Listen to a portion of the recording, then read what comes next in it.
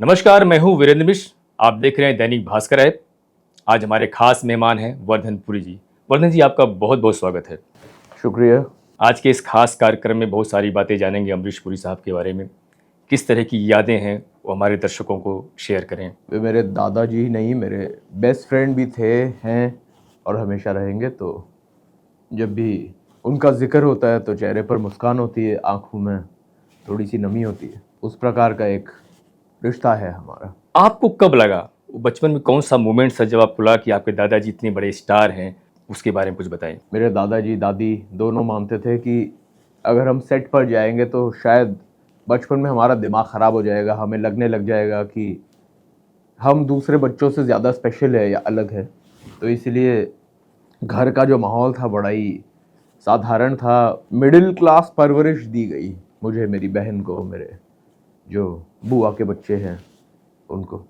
तो फिर हमें कभी पता नहीं चला कि दादू कितने बड़े स्टार हैं। हमें लगता था कि हमारे दादाजी दूसरे दादाजियों की तरह ही हैं, जो काम पर जाते हैं, दफ्तर पे जाते हैं, शाम को रात को घर आ जाते हैं और मेहनत करते हैं, और हम मिडिल क्लास हैं। कई बार जब हम डिनर्स पे गए और बाहर होटलों में गए, लोगों के घर गए, बाहर लोगों का जमावड़ा देखकर, भीड़ देखकर, लोगों को उनका नाम चिल्लाते हुए देखकर, उनके डायलॉग ज़ोर ज़ोर से चिल्लाते हुए देखकर, ये एक एहसास हो गया कि शायद मेरे दादू एक बहुत ही बड़ी हस्ती हैं। कब एहसास हुआ था, कितने बड़े थे आप उस समय? शायद 7-8 साल का था जब पहली मर्तबा ये एक एहसास हुआ कि किसी खास इवेंट में गए होंगे आप? जी, एक बार ही मुझे याद है, ताज होटल पे हम डिनर के लिए गए थे और वहाँ जब हम खा रहे थे तो होटल के जीएम, एफ&बी मैनेजर, जो सारे बड़े लोग थे होटल के, वो सारे आ गए। उनको न्यूज़ मिल गई कि दादू वहाँ पर है, तो वो सब आ गए और हमारा बिल फ्री हो गया, पेमेंट नहीं करनी पड़ी। सिक्योरिटी बाहर गाड़ी तक छोड़ने आई, 4 या 5 केक्स पैक करके दे दिए कि आप हमारे होटल में आए हैं, बहुत बड़ी बात है। तो ऐसा लगा कि यार दूसरे टेबल्स पे क्या तो हो ये रहा सब है? नहीं चल रहा है, हमारे टेबल पे ये क्यों चल रहा है। हो सकता है कि मेरे दादाजी कोई बहुत बड़े आदमी हैं। तो स्कूल के बच्चे भी मतलब खास ट्रीट देते होंगे आपको, या क्या बोलते? वो तो बच्चों को तो पता ही रहा होगा कि आप जो है अमरीश जी के जो है पोते हैं। बच्चे बड़ा डरते थे हमारे घर पे आने के लिए। पहले पूछते थे कि अमरीश जी घर पे तो नहीं होंगे ना, अगर घर पे नहीं होंगे तो हम आएंगे। पर एक बार ऐसा हुआ कि दादू को ये पता चल गया और दादू घर पर थे और सारे बच्चे थे वहाँ पे। हम खेल रहे थे, केक खा रहे थे, मुझे याद है पाइनएप्पल का कोई केक था, हम खा रहे थे और दादू दरवाजे से अंदर आए। एंट्री मारी उन्होंने और सारे बच्चे डर गए, रोने लग गए, क्योंकि उन्होंने मोगैम्बो के किरदार में और अनेक ऐसे किरदारों में दादू को देखा था। पर 5-10 मिनट में वो बिल्कुल बच्चों से घुल मिल गए। बच्चों को इतना मजा आया, उनके साथ खेलने लगे और अगले दिन से उनके माता पिताओं को जाके कहते थे कि हमें अमरीश पुरी अंकल के घर जाना है, मोगैम्बो अंकल के घर जाना है। कभी सेट पे भी गए, कभी मौका मिला दादा सेट पे जाने के मौके तो अनेक मिले, पर दादू ने हमेशा सेट पे जाने पर पाबंदी लगा दी थी।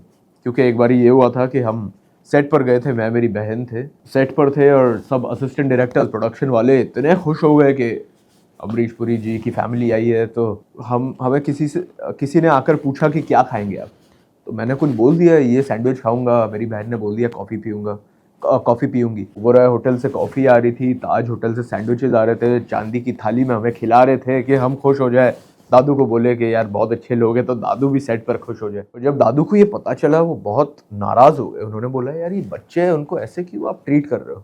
बच्चों ने अगर कुछ मांगा है, एक चॉकलेट दे दो यार, ये सब क्या है इतना कुछ। तभी मुझे याद है कुछ बहुत बड़ा बिल आ गया। दादू बहुत नाराज़ हुए, उन्होंने बोला आज के बाद मेरे ये बच्चे सेट पर नहीं आएंगे। कौन सी फिल्म थी वो, किस सेट पे गए थे आप? वो एक फिल्म थी चोरी चोरी चुपके चुपके। दादू की पहली फिल्म कौन सी देखी आपने सिनेमा हॉल में? मेरी याददाश्त के हिसाब से शायद दिलवाले दुल्हनिया ले जाएंगे। वो फिल्म देखने के बाद मैं स्क्रीन पर देख रहा था चौधरी बलदेव सिंह को और फिर दादू को देख रहा था और सोच रहा था कि ये मेरे ग्रैंडफादर है, मेरे दादाजी, तो ये कौन है। कंफ्यूज था। मैं दादू को टच कर रहा था, मैं चेक कर रहा था कि दादू ये आप ही है, तो फिर वो कौन है। उनकी शक्ल आपके जैसी है, उनकी आवाज़ आपके जैसी है, पर आप तो यहाँ बैठे हो, ये कैसे हो रहा है। तो मैं बड़ा कंफ्यूज था। फिर बाद में मुझे समझाया फिल्म के बाद कि बेटा ये शूटिंग हो चुकी है, ये आपके दादाजी ने काम किया है, वो जो है ना वो आपके दादाजी है। अमरीश, आपके इतने सारे डायलॉग फेमस है, मतलब आपको कौन सा डायलॉग सबसे अच्छा लगता है? वो चाहे मोगैम्बो खुश हुआ हो, जो दुनिया का सबसे मशहूर डायलॉग माना जाता है, या डोंग कभी रॉन्ग नहीं होता, या घातक में एक बहुत कमाल की लाइन है कि क्रोध को पालना सीखो बेटा, जो सनी देओल साहब के कैरेक्टर को बोलते हैं। ऐसे बहुत सारे डायलॉग्स हैं। ज़माना बड़ा ख़राब है तोलाराम। तो शूटिंग के किस्से भी घर पे शेयर करते थे सर? हमारे घर पे फिल्मों की बात होती थी, पर फिल्मी बातें नहीं होती थी, लोगों के बारे में बात नहीं होती थी। स्टोरीज, कहानियों को लेकर बात होती थी, टेक्निक को लेकर बात होती थी, दिग्गजों के प्रोसेस को लेकर बात होती थी। जैसे राज कपूर साहब कैसे शूट करते हैं, सुभाष जी फिल्म नरेट कैसे करते हैं, यश चोपड़ा जी एक एक्टर को इंस्पायर कैसे करते हैं, इंस्ट्रक्ट कैसे करते हैं, ऐसी बातें होती थी। कुछ ऐसे जो गॉसिप के किस्से होते हैं ना, उनकी कभी बात नहीं कभी है। बात हमारे घर में रूल है, गॉसिप अलाउड नहीं है। घर का जो एटमॉस्फेयर है बड़ा पॉजिटिव है। और ये मेरे ग्रैंडफादर के जो पिताजी थे, मेरे ग्रेट ग्रैंडफादर, मेरे परदादा निहाल चंद पुरी, उन्होंने ये डिसाइड किया था, उन्होंने ये एक हमारे दिमाग में ये बात डाल दी कि गॉसिप का कल्चर हमारी फैमिली में नहीं चलेगा। इस तरह की कुछ बातें याद हैं? लम्हे जो बहुत बड़ी फिल्म थी, उसके साथ एक फिल्म आई थी फूल और कांटे, देखी होगी आपने, अजय देवगन साहब की पहली फिल्म थी। अभी लम्हे में सारे बड़े लोग, दिग्गज सारे, यश चोपड़ा साहब से लेकर यश राज फिल्म्स, मिस्टर आदित्य चोपड़ा मेरे जो गुरु हैं वो इन्वॉल्व थे फिल्म पर, अनिल कपूर साहब, श्रीदेवी जी, सारे बड़े लोग, बड़ी फिल्म थी। उसके सामने आ रही थी एक फिल्म जिसमें सारे डेब्यूटेंट्स थे, अजय देवगन जी, मधु जी, म्यूज़िक में नदीम श्रवण जी, वीरू देवगन जी की पहली फिल्म। एक ही जाने माने बहुत बड़े आदमी थे उस फिल्म में, वो थे मेरे ग्रैंडफादर अमरीश पुरी जी। जब वो फिल्म आ रही थी किसी को भरोसा नहीं था फिल्म पर। सबने बोला था लम्हे तो सुपर हिट हो जाएगी, फूल और कांटे के बारे में कोई बात भी नहीं करेगा।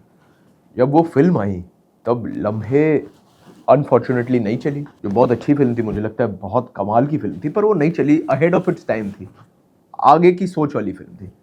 फूल और कांटे सुपर हिट हो गई। तो मुझे याद है कि फ्राइडे को फिल्म आई थी और सैटरडे मॉर्निंग दादू को यश चोपड़ा जी का फ़ोन आया, अमरीश पुरी साहब आपने तो कमाल कर दिया, हमारी इतनी बड़ी फिल्म थी वो नहीं चल रही है और आपकी फूल और कांटे आपने सुपर हिट कर दी।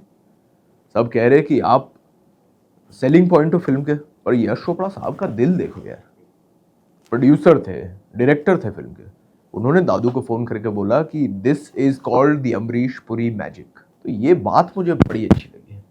दादू ने एक चीज़ तभी मुझे बोली थी कि ये फिल्म इंडस्ट्री का एक जो भाईचारा है ना, ये कभी ख़त्म नहीं होना चाहिए।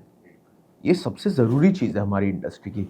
हमारी जो इंडस्ट्री है वो एक्चुअली इंडस्ट्री नहीं, फ्रेटर्निटी है, एक परिवार है। जितना प्यार रहे दोस्तों के बीच, कंटेम्प्रेरीज के बीच, उतनी हमारी इंडस्ट्री, हमारी फ्रेटर्निटी आगे जाएगी। तो ये यश चोपड़ा साहब का जो जेस्चर था फ़ोन करके बधाई देने का, वो मुझे बड़ा अच्छा लगा। तो ये किस्सा मुझे कभी नहीं भूलता। राज कपूर साहब से जुड़ा कोई किस्सा? छबील दास ऑडिटोरियम जो है, वहाँ पर जब मेरे दादू बहुत बड़े स्टेज के कलाकार थे, फनकार थे, जब वो स्टेज करते थे तब उनको प्ले के 15-20 मिनट पहले कोई आके बोल देता था कि आज राज कपूर साहब आने वाले हैं, या कोई बड़े बड़े लोग आते थे, मतलब प्रकाश मेहरा जी से लेकर सारे बड़ी हस्तियां वहाँ पर आके दादू के प्लेस देखते थे और उनके बड़े फ़ैन थे वो। तो मुझे याद है कि दादू ने मुझे बताया था एक दिन बहुत ज़बरदस्त बारिश हो रही थी, मौसम बड़ा ख़राब था, बाहर का पानी भरा हुआ था, और राज कपूर साहब प्ले के लिए आए, और क्योंकि ऑडिटोरियम पूरा मतलब लोगों से भरा हुआ था, राज कपूर साहब को कहीं बैठना था, तो किसी ने बोला कि आइए मेरी सीट पर बैठिए। राज कपूर साहब ने हाथ पकड़ के बोला उनको कि ना, ज़मीन पर बैठ के राज कपूर साहब ने दादू का प्ले देखा, ज़मीन पर बैठकर, और एंड में रोए, स्टैंडिंग ओवेशन दिया, और स्टेज पे जाकर दादू से गले मिले और कान में उनको किस किया, उनको पप्पी दी और कहा अमरीश इंडस्ट्री की शान, एक दिन बनोगे, वो वक्त आने वाला है। आज भी सोचता हूँ तो बिल्कुल, अरे रोंगटे खड़े हो जाते हैं। राज कपूर साहब, उनसे बड़ा कोई है ही नहीं, और उनसे कमाल का स्टोरी टेलर, उस लेवल का फनकार जब आपको ये बोल रहा है तो हमारे परिवार के लिए बहुत बड़ी बात है। ये बहुत खास रिश्ता है हमारा कपूर्स के साथ, क्योंकि आरपी मसानी रोड मटुंगा में जहाँ आज भी हमारे परिवार का जो पहला घर है बम्बई में, उसके बस बगल में कपूरों का घर है। राज कपूर साहब, शशि कपूर जी, ऋषि जी, रणधीर कपूर साहब, राजीव जी, वो सारे, शम्मी कपूर जी, वो सारे वहाँ पे पले बड़े। तो जब मेरी दादी प्रेग्नेंट थी, जब मेरे फादर को एक्सपेक्ट कर रही थी, और जब शशि कपूर जी की वाइफ प्रेग्नेंट थी, तो साथ में वो लोग सड़क पर वॉक करते थे, टहलते थे साथ में और डिस्कस करते थे प्रेगनेंसी रिलेटेड जो इश्यूज होते हैं। तो तब से उनकी दोस्ती है, तब से उनका प्यार है। तो राज कपूर साहब ने तब मेरे दादाजी को ऑब्जर्व किया था, उन पर उन्होंने नज़र डाली थी, और ऋषि जी को, जो चिंटू अंकल है, उनको बोला था कि ये जो आदमी है ना अमरीश, कुछ अलग बात है, एक दिन ये बॉम्ब फटने वाला है, और जब फटेगा पूरी दुनिया को इसकी गूंज सुनाई देगी। और ये हुआ। स्टीवन स्पीलबर्ग साहब ने कहा है कि the world's greatest villain who happens to be an even better human being, I can't wait to work with you again. तो ये जो राज कपूर साहब ने जो कहा है, अंतर्यामी थे, वो अलग लेवल के इंसान थे। राज कपूर साहब, सत सत प्रणाम। ऐसे लोग थे मतलब देखते ही मतलब पहचान जाते थे, भाप जाते थे, या मतलब कितना क्या है सामने वाले अंदर और कितने आगे तक जाएगा। राज कपूर साहब को मैं चैपलिन साहब के लेवल का मानता हूँ। मुझे लगता है कि उस लेवल के इमोशनल स्टोरी टेलर वापस पैदा नहीं हुए, अलग ही लेवल पे है वो। घई के साथ कई बहुत सारी फिल्में किया दादू जी ने, जो है घाई साहब के साथ, सुभाष घई से, मतलब बहुत सारी बहुत प्यार भरा रिश्ता है। हाँ, पहली फिल्म में शायद उन्होंने सिर्फ दादू की आवाज़ यूज़ की थी, शायद सिर्फ आवाज़ थी या एक छोटा सा रोल था। मेरे हिसाब से सिर्फ दादू ने डबिंग की थी या एक छोटा सा रोल था। तो घाई साहब मदन दादू के साथ काम कर रहे थे, और मदन दादू ने उनको कहा था कि मेरे एक भाई है, मदन दादू का भी दिल देखो, उन्होंने कहा कि मेरे एक भाई है जो मुझसे भी ज़्यादा कमाल के, अगर उनसे आपकी मुलाकात हो गई तो आप सब दूसरे जितने विलेन्स है, कैरेक्टर एक्टर्स, सबको भूल जाएंगे, आप उनसे एक बार मिलो। तो फिर एक बारी मदन दादू शूट कर रहे थे और दादू थिएटर में बिजी थे और ESIC की अपनी नौकरी कर रहे थे। तो वो सेट पे आए बस मदन दादू के पैर छूने और नमस्कार करने। तब घाई साहब की नज़र गई और उन्होंने सोचा कि भाई इनकी पर्सनालिटी कुछ और ही है, इनकी जो छवि है वो, मैंने पहले ऐसा कोई रोमन फेस देखा नहीं है। वो हमेशा कहते हैं कि अमरीश जी का फेस रोमन फेस है, very Roman, very European features. तो तब से उन्होंने अपने माइंड में उनको बिठा लिया, अपनी जहन में उनको बिठा लिया, उनका एक चित्र बना दिया। और फिर जब भी वो फिल्में लिखते थे वो उनको विजुलाइज कर, किरदार जो है ऑटोमेटिक। आपने हीरो फिल्म देखी है सर? उसमें दादू की आप एंट्री देखो, जो उनका इंट्रोडक्शन सीन है, जिस तरीके से सुभाष घई साहब ने उसको शूट किया है, ओ माय गॉड, मैंने किसी और फिल्म में किसी और किरदार का वैसा इंट्रोडक्शन नहीं देखा। और कुछ खास यादें दादू के साथ जुड़ी जो शेयर करना चाहें? मेरी बहन के, मेरे बुआ के बच्चे हैं, क्रिश, शांतनु, हम सबके दादू बेस्ट फ्रेंड थे। जितना प्यार उन्होंने हमें दिया है, जैसी परवरिश उन्होंने हमें दी है, हम कभी भूल नहीं पाएंगे। मेरे घर में एक रूल था कि मेरी बहन और मुझे हमारे अपने कमरे में सोना अलाउड नहीं था, हम हमारे दादू और दादी के बीच में सोते थे। और जब दादू शूटिंग पे जाते थे तो दादू फ़ोन करके चेक करते थे कि हम हमारी दादी के साथ सो रहे हैं ना। तो हमें हर दिन फ़ोन आता था, हर रोज़ फ़ोन आता था कि बेटे दादी के साथ ही सोना, दादी को अकेले मत रखना, दादी बहुत प्यार करती है आपसे। और दादी के साथ हमारा बहुत एक घनिष्ठ यारी थी हमारी। तो दादी के साथ सोना और दादू दादी के बीच में सोना, उनके साथ उठना बैठना, खाना साथ में खाना, पिक्चरें साथ में देखना, बाहर डिनर्स के लिए जाना, बहुत वक्त बिताना। टॉम एंड जेरी हम साथ में देखा करते थे। दादू कहते दादू थे भी कि देखते थे? दादू का favourite programme Tom and Jerry. दादू कहते थे कि मैं एक्टिंग सीखा हूँ टॉम एंड जेरी देखकर। क्योंकि टॉम एंड जेरी की जो एक अदाकारी थी और जो एक उनकी केमिस्ट्री थी ना, दादू को बड़ी कमाल की लगती थी। हमेशा कहते थे कि अगर एक्टिंग सीखनी हो टॉम एंड जेरी देखो। टॉम एंड जेरी से ज़्यादा एंटरटेनिंग शो तो है ही नहीं कोई। बहुत टॉम एंड जेरी देखा है, चैपलिन की बहुत फिल्में देखते थे। दादू किशोर कुमार साहब को बहुत मानते थे, कहते थे कि किशोर कुमार जितने बड़े फनकार कभी पैदा नहीं हुए ना होंगे। किशोर कुमार साहब की सारी फिल्में देखना, राज कपूर साहब की फिल्में देखना। मुग़ल आज़म हमने कम से कम 300 या 400 बार देखी हमारे होम थिएटर में। अच्छा, दादू के साथ।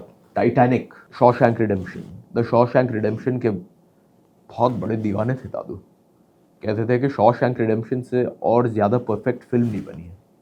गॉडफादर, 2 बीघा ज़मीन, प्यासा, ये सारी फिल्में हम, और दादू एक चीज़ करते थे, वो फिल्म्स को रिपीट करते थे। तो जैसे हमने एक बार फिल्म देख ली तो हमें लगता है ना हमने देख ली, वो एक फिल्म देखते थे, फिर शाम को वापस देखते थे, फिर अगली सुबह वापस देखते थे। मैं सोचता था दादू आपने कल देखी? तो बोलते थे पहली बार मैं देखता हूँ स्टोरी के लिए, फिर मैं देखता हूँ परफॉर्मेंस के लिए, फिर मैं देखता हूँ टेक्निकलिटी के लिए, फिर मैं देखता हूँ बैकग्राउंड म्यूजिक के लिए, फिर मैं देखता हूँ सिनेमाटोग्राफी के लिए। तो कम से कम एक फिल्म 25-30 बार देखते थे। वो सबके लिए भगवान है, ना सिर्फ आपके लिए। पूरे मतलब जो उन्होंने हासिल किया मुकाम, वो मतलब दूसरा कोई हो ही नहीं सकता, कोई ऑप्शन नहीं है। मुझे कल एक बहुत सीनियर सिनेमाटोग्राफर बोल रहे थे कि आपको पता है यशराज फिल्म्स और फिल्म सिटी और फिल्मिस्तान, फिल्मालय, महबूब स्टूडियोज, ये सारे जो बड़े बड़े स्टूडियोज हैं जो हमारे इंडस्ट्री के स्तंभ हैं, ये कभी बंद नहीं होते। जब दादू का देहांत हुआ था तब 2 दिन तक कोई शूटिंग नहीं हुई। सब घर पर मातम मना रहे थे, सब रो रहे थे, सब उदास थे। तो ये कह रहे थे कि इंडस्ट्री में पहली बार ऐसा हुआ कि 2 दिन तक किसी ने काम नहीं किया। तो ये जो सम्मान फिल्म इंडस्ट्री ने दादू को दी है, हमारे इससे बड़ा परिवार को सम्मान दी है, बिल्कुल। इससे बड़ा सम्मान नहीं मिल सकता। तो हम ऑडियंस के और फिल्म इंडस्ट्री, फिल्म जगत के बहुत शुक्रगुजार है। और हमें ऐसा लगता है कि ये फिल्म इंडस्ट्री जो है, हमारे ऑडियंसेस जो हैं, वो हमारे भगवान हैं।